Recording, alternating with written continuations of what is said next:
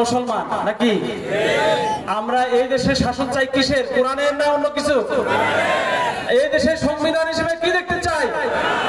সম্মান। আমরা সবাই ঐক্যবদ্ধভাবে কাজ করব, বাংলাদেশে যেন সংবিধান হিসেবে আল কোরআন প্রতিষ্ঠিত হয়। আমি আমার কথা এখানেই শেষ করছি। আসসালামু আলাইকুম ওয়া রাহমাতুল্লাহ। ধন্যবাদ বাকিবুল্লাহ ভাইকে সংক্ষেপে সন্ধ্যার কথা বলার জন্য।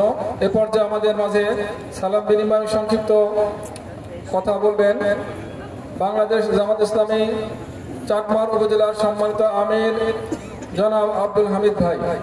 জনাব আব্দুল হামিদ ভাইকে তার বক্তব্য পেশ করার জন্য সবিনয় অনুরোধ জানাচ্ছি। 200 বছর রাজত্ব করার কারণে মুসলমানদের মুসলমানিত্ব পর্যন্ত নিখোঁজ হয়ে গেছে। কথা ঠিক কেন বলেন?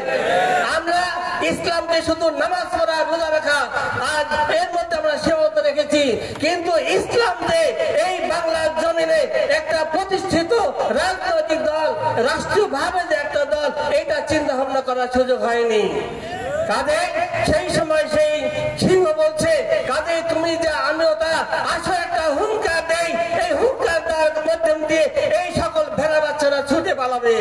সম্মানিত উপস্থিতি, আমরা মুসলমান জাতি, আমাদের আল্লাহ তাআলা সেই রাজত্বের কথা আমরা ভুলে গেছি, কোরআনের সেই আইনের কথা আমরা ভুলে গেছি, যার জন্য আমরা আজকে সেই ভ্যাঁ সেজে রয়েছি।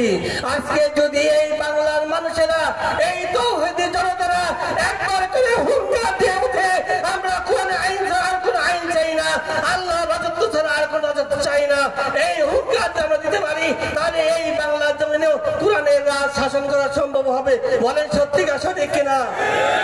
আপনারা সবাইকে কোরআনের রাজ প্রতিষ্ঠা করতে প্রস্তুত রয়েছেন?